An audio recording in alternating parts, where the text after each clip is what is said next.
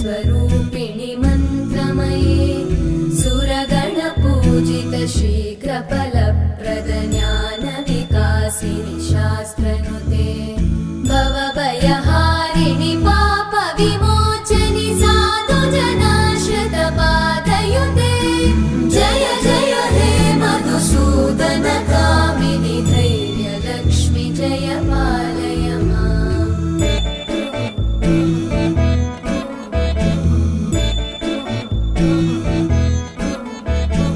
जय जय दुर्गतिनाशिनि कामिनि सर्वफलप्रद शास्त्र